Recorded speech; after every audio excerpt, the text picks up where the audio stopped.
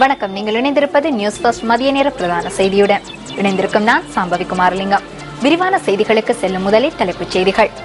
எரிபொருள் விலையை அதிகரிக்கப் போவதில்லை, மின்சக்தி எரிசக்தி அமைச்சு உறுதி. முன்னாள் அமைச்சர் பசில் ராஜபக்ஷ எதிர்வரும் 20ஆம் திகதி வரை விளக்கமறியலில்.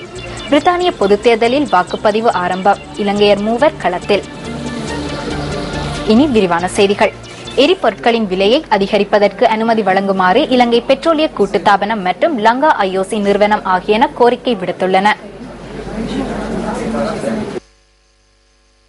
லங்கா ஐஓசி நிறுவனம் கடந்த காலங்களில் பல தடவைகள் இந்த கோரிக்கையை முன்வைத்திருந்ததாக மின்சக்தி மற்றும் எரிசக்தி அமைச்சின் செயலாளர் சுரேன் படகுட தெரிவித்தார். பெட்ரோலிய கூட்டுத்தாபனத்தின் சில உற்பத்திகளால் நட்டம் ஏற்படுவதாகவும் அவர்கள் அமைச்சுக்கு தெரியப்படுத்தியுள்ளதாக செயலாளர் சுட்டிக்காட்டினார்.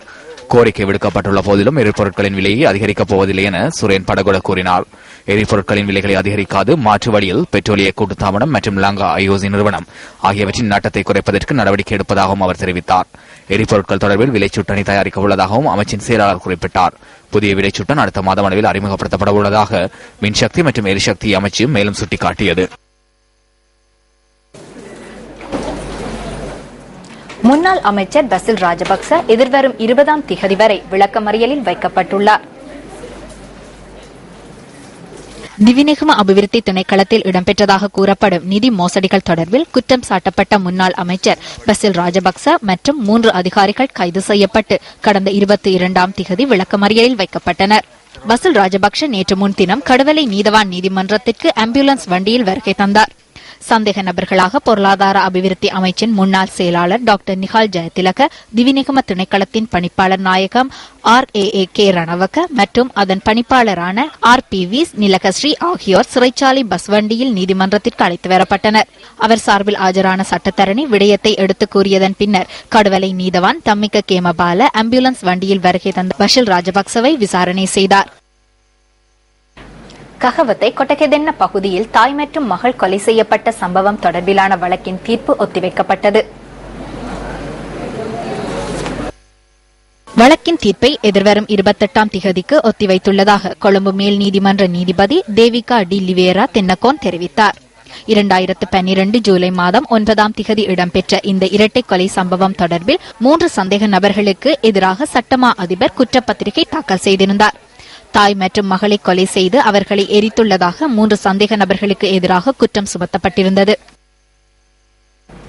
பாலேந்திரன் விபூஷிகா மீண்டும் சிறுவர் இல்லத்தில் தற்காலிகமாக ஒப்படைக்கப்பட்டுள்ளார்.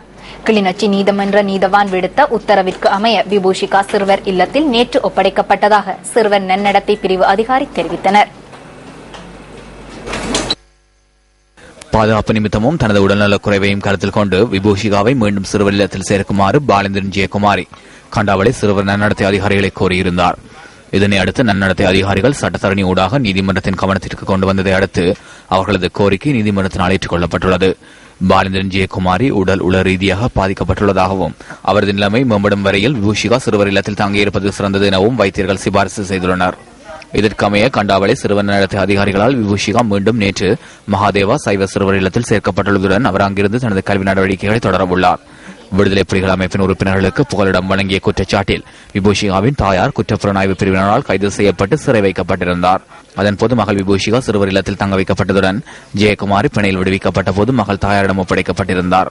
எனினும் தற்போது பாதுகாப்பு நிமித்தம் விபூஷிகா மீண்டும் சிறுவர் இல்லத்தில் ஒப்படைக்கப்பட்டுள்ளமை குறிப்பிடத்தக்கது.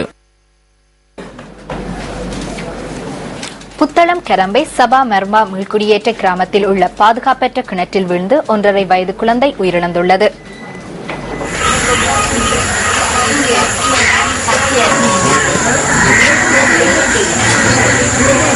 பாதுகாப்பற்ற கிணற்றில் நேற்று மாலை வீழ்ந்த குழந்தை மீட்கப்பட்டு புத்தளம் வைத்தியசாலையில் அனுமதிக்கப்பட்டது.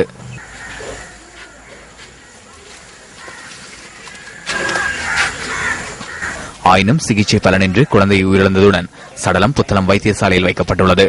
சம்பவம் தொடர்பிலான மேலதிக விசாரணைகள் முன்னெடுக்கப்பட்டுள்ளன.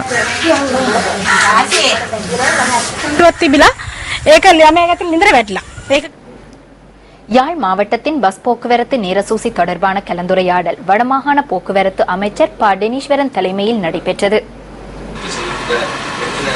பேருந்துகள் செல்கின்றன. எங்களுடைய நேர அட்டவணை 3ஆக வர வேண்டிய தேவை இருக்கிறது. இந்த கலந்துரையாடலில் யாழ் மாவட்டத்தில் சேவையில் ஈடுபடும் தனியார் பஸ் உரிமையாளர்கள் மற்றும் இலங்கை போக்குவரத்து சபை அதிகாரிகள் ஆகியோர் கலந்து கொண்டிருந்தனர்.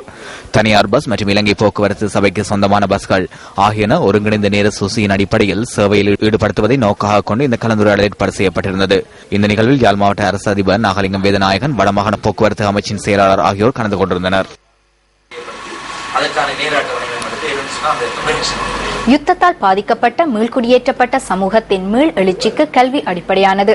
மக்கள் மீள்குடியேற்றப்பட்ட போதும் அவர்களுக்கான கட்டமைப்புகள் பலவும் நிவர்த்தி செய்யப்படாத நிலை காணப்படுகின்றமை சுட்டிக்காட்டத்தக்கது. அடிப்படை வசதிகள் மற்றும் கற்பித்தல் செயற்பாடுகள் பூர்த்தி செய்யப்படாத நிலையில் மன்னார் புத்தளம் அன்சாரி அரசினர் முஸ்லிம் கலவன் பாடசாலை இயங்குகின்றது.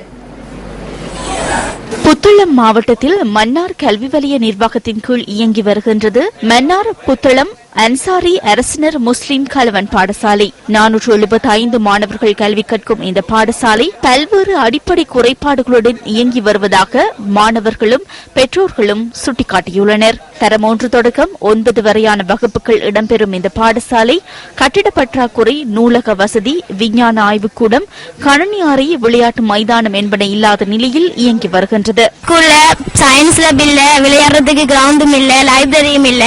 இதனால நாங்க சயின்ஸ் லேப் இல்லாததால சயின்ஸ்ல இந்த மாதிரி பரிசோதனைகள் மேற்கொள்றதுக்கு எங்களுக்கு சிரமம் ஆகிக்குது. வகுப்புல வச்சு செய்யும் போது ஒழுங்கான பாதுகாப்பு இல்லாததால சில மாணவர்களும் பாதிக்கப்படுறாங்க.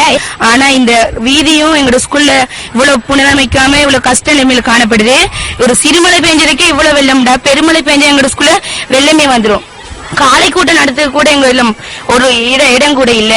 இவ்வளவு கஷ்டப்பட்டு எங்களோட சீருடையெல்லாம் அணியாம போய்த்து அசுத்தமாக வகுப்புல இந்த கல்வி கற்றுக் கொண்டிருக்கிறோம். எங்களுக்கு இதை செஞ்சு தரணும், நாங்க தயவு செய்து கேட்கிறோம். இதேவேளை இந்த பாடசாலையை தரம் 10 வரை தரம் உயர்த்தி தருமாறும் மாணவர்களும் பெற்றோர்களும் கோரிக்கை விடுக்கின்றனர். இந்த ஸ்கூல் 9ஆம் ஆண்டு வரைக்கும் தான் இருக்குது.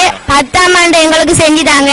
ஏன்னா எங்களை 90ஆம் ஆண்டு இடம்பெயர்ந்து வந்த மக்கள் தான் இங்க வாழ்ந்துக்கு நிக்கிறாங்க. அதால எல்லாருமே ஏழை மக்கள் இங்க கருதப்படுறாங்க. ஏழை மக்களுக்காக வேண்டிதான் இந்த ஸ்கூல் கட்டப்பட்டுச்சு.